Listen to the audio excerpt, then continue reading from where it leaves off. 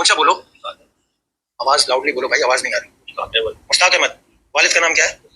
नसीब खान। नसीब खान। कहाँ रहते हो? वार्ड में। यहाँ कहाँ रहते हो? शाह टाउन में। ये जो बच्ची है ये आपकी क्या लगती है? ऊंचा बोले। आपकी बेटी है? सकी बेटी है आपकी? आपका खून है? अच्छा, तो क्या गलती हुई है आपकी इसके साथ? क्या गलती की आपने? हाँ हाँ। वाइफ बीमार है, आगे क्या कह रहे हैं? हाँ, क्या गलती की आपने? हाँ? आप अपनी लड़की से मिले मतलब आपने जिना किया है? हाँ? ऊंचा बोलो ना जी। कितनी दफा किया है? हाँ? 5-6 दफा किया है। बच्ची की उम्र कितनी है? हाँ? 25 साल। आपकी उम्र कितनी है? आपको शर्म नहीं आई ये काम करते हुए? हाँ? ऊंचा। دا انسان دی او د کوهاټ دی، لاهور کې پاتې کیږي، شپېته کاله د عمر دی. دا تپوسونه چې د څوک کوي د پولیس والا دی او دا سړی چې مشتاق احمد نومې دی دی په لاکپ کې دی، په کوم جرم کې راغلی دی. نو تاسو په دې خبرو باندې پوه شوي یئ چې د لور سره یې زنا کړې او دا پولیس والا ورته وایي چې تاله شرم نه ګرځي. نو هغه وایي چې ډېر شرمنده یم.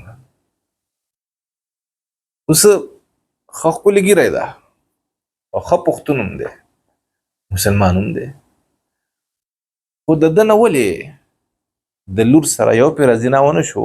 دی وایي چې 5-6 پیرې زنا وشو. د چا سره؟ د خپلې لور سره. یا الله زموږ په حال رحم وکړه. دا ولې د ده نه دا ظلم وشو؟ او د لور عمر یې دی 15 کاله. د ده نه ځکه د خپلې لور سره زنا وشو 5-6 پیرې چې دی په دغه وخت کې د انسانیت د دایرې نه وتی و. د ده نه انسانیت رخصت شوی دی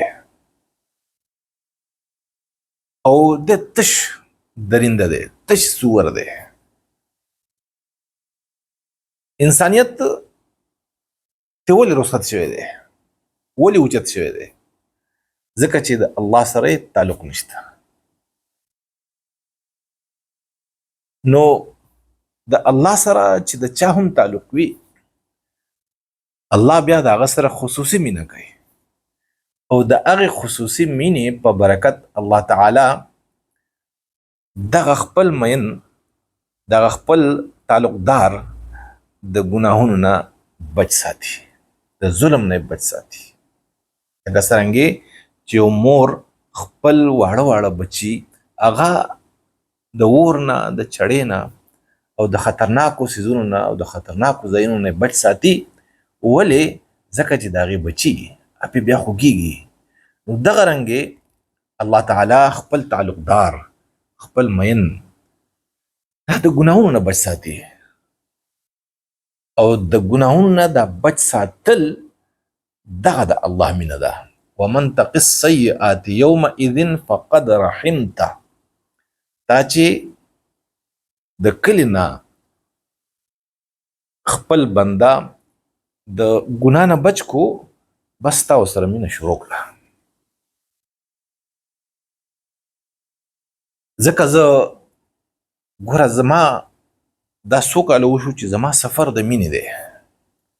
زما چې په غني خان باندې، په رحمان بابا باندې او په علامه اقبال باندې زما کار دی، زه د هغوی نظمونه تاسو ته شرحه کوم.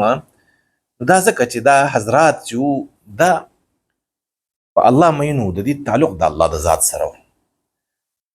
د دین الله تعالی یعنی دومره لوی تعلق د دې د الله سره و چې د دې نه خبر هم فضول نه راوتی، چې خبره هم د باطن نه راوتی ده، نو خبره هم یو فلسفه ده پکې، یو رڼا ده پکې. نو د دې د کردار بسړی سو چې دی کردار څومره اعلی بو، دی د څومره ظلمونو نه الله بچ کړي. خپل غنی خان وایي کنه چې بادشاہي د جهان څخه کې ځان لولې زیاتې غم د انصاف تلل مشکل دي سب ډیر کې سبق کم. بادشاہت هغه له الله تور کړي و، لیډرۍ له الله تور کړي و، دنیا له الله تور کړي و. ځکه چې دا درې سيزونه چې دي دا د ګناهونو جرړې دي. نو دا د مینې او د تعلق برکت وي. ولې د سره علم نو د مسلمانانو نه خبر د ته پته نشته چې پښتونواله دي. د هر څه باوجود د درنده شو او د حفاظت نه کړی شو. د الله تعالی خپل نفس ته، خپل خواهشات ته، خپل شیطان ته وسپارو. ولې وسپارو؟ چې د انسانیت ختم شو او د الله ته د رجوع هیڅ مخه نشته. شپېتو کالو په عمر کې د خپلې 15 کالو لور سره ظلم کول. نو زما د خواست دی چې د الله سره مینه شروع کړئ، د الله سره تعلق پیدا کړئ. کو د ځان خیر غواړئ، کو د ځان حفاظت غواړئ، الله سره مینه اختیار کړئ، د الله سره تعلق جوړ کړئ.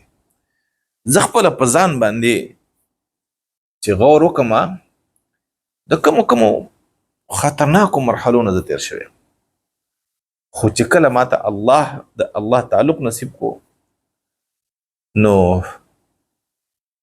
د هغه وخت نه زه بدل شم. تر کومې پورې چې تعلق نه و نو سره د دې شکل شبهات سره دی سره دی پټکی سره د سپینو کپړو تاسو په الله یقین وکړئ چې ما ته بچا سلام وکړو او زما بچا احترام وکړو نو زه به خفه شم چې یاره دا زه دننه څوک یم او دا خلق په ما باندې د کومو خلقو ګمان کوي. خو الحمدلله د الله د مینې نظر شم خپل تعلق راته نصیب کو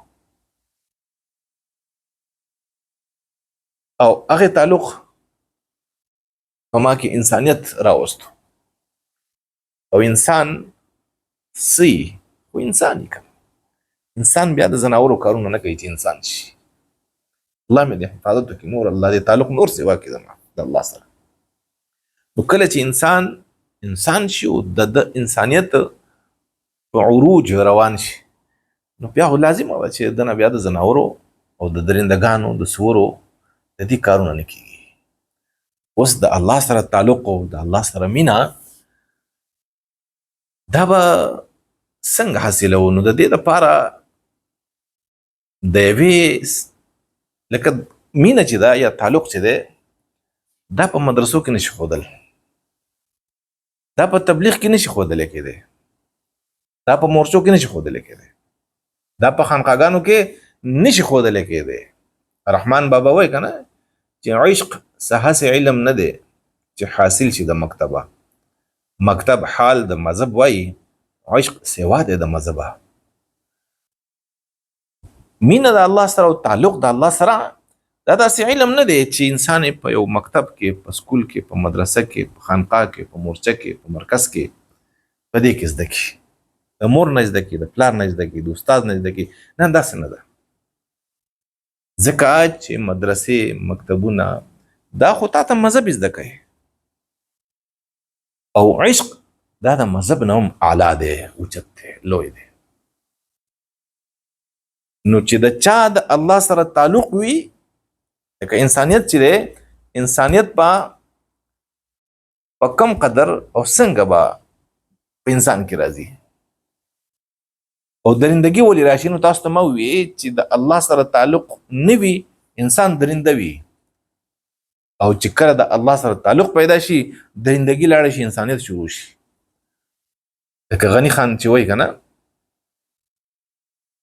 چې تا ورکم حیوان شم. غنی خان الله ته لګیا دی چې تا ورکم حیوان شم چې تا ووینم انسان شم، یا الله چې ستا سره مې تعلق ختم شي او زه ستا سره تعلق ختم کم او تا هیر کم، ستا نه په غفلت کې شم، بیا خو درنده یم، بیا خو څاروی یم. بیا په دې انسان کې او په څاروي کې فرق نشته دی. دا بس فرق دا دی چې دا د 2 خپو ځناور دی، د 4 خپو ځناور شي. او بیا غني خان د الله تعالی د تعلق ضرورت محسوسوي چې انسان ته د الله تعالی د تعلق څومره لوی ضرورت دی. الله یقین وکړي چې موږ ته د اکسیجن ضرورت نشته دومره، موږ ته د نور د رڼا دومره ضرورت نشته دی، موږ ته د خوراک او د څښاک دومره ضرورت نشته دی، څومره ضرورت چې انسان ته د الله د تعلق دی. نو غني خان وای د دغه اهمیت بیانوي چې ته دریاب د شنو چینوي، زه پټې د لوګو تندو. یا الله ستا مثال او ستا د تعلق مثال د هغه سیند دی کوم سیند چې د شنو چینو نه جوړ شوی، بره شنې چینې او رابهیږي او کده ته سیند جوړ شي. او زما مثال د لوګو د تندو د للمو پټو دی چې چېرته اوبه یې لیدلې نه، او کله چې دا اوبه په ما راشي، کله چې ستا د تعلق دا اوبه په ما راشي، نو بیا سي بس بیا خو باغ شم که نه چې تا ورک کم بیابان شم. زه شاړ پټیم د لل مې پټیم، خو چې ستا سره مې تعلق نه نو بیا بیابان یم، بیا به زما بیا په ما کې به بیا یو ډکی شین زرغون نشي. او چې تا ښکل کمه بوستان شم، هله زما نه باغ جوړېږي چې کله زه تا ښکل کم، ستا سره مې تعلق پیدا شي. زما عزتمندو ای پښتنو، تاسو ته پښتو لګیا یم، افسوس کوم زم چې دا خبرې ما په اردو کې کولې، اوس وخت تېر دی 15 کاله وشو تاسو ته پښتو لګیا. تاسو ته دا وایم چې د الله سره په تعلق باندې غور وکړئ، د الله سره تعلق پیدا کړئ، د الله سره مینه پیدا کړئ. څومره دا زما سره چې څوک په رابطه کې دي ښکلي ښکلي ځوانان دي، دی خو په خپل کور کې و دا سړی مشتاق احمد نومې دی، د روس نه، د ترکیې نه، د یورپ نه، د نیوزیلینډ، د اسټرالیا نه، د امریکې نه ما سره رابطه کوي. وایي چې یاره جی موږ په بازار کې روان یو، د کابل نه، د دې وست ایشیا د ملکونو نه چې موږ په بازار کې روان یو، چې زنانه ووینو سترګې نه ښکته شي. دا کوم صفت دی چې یو زلمی په بازار کې رواني او زنانه وویني سترګې ښکته شي؟ دی د مدرسې طالب نه دی، د چا نه لاسنیوه نه ده کړې، مرکز ته نه تللی، مورچې ته نه تللی، خو بیا هم چې په بازار کې روان دی او زنانه یې پردی ولیدل، نظر یې ښکته راړتاو شو. دا نظر ولا چا راړتاو کړو؟ سترګې ولا چا ښکته کړې؟ ولې د پردۍ زنانه نه نظر واړو؟ د ده تعلق د الله د ذات سره وي، او الله تعالی د سترګو حفاظت وکړي، د لاسونو حفاظت کوي، د هر اندام د شرمګاه حفاظت وکړي.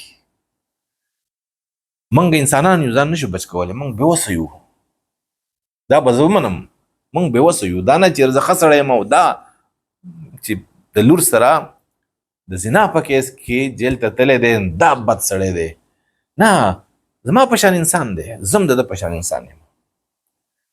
فرق څه دی؟ فرق د الله د تعلق دی.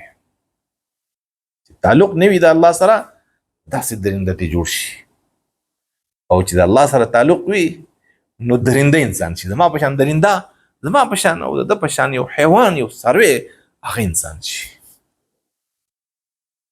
نو د الله سره تعلق پیدا کوي، او د الله سره تعلق د پیدا کولو لپاره قرآن باندې خو ډېرې پردې د تفسیرونو غوړېدلي دي.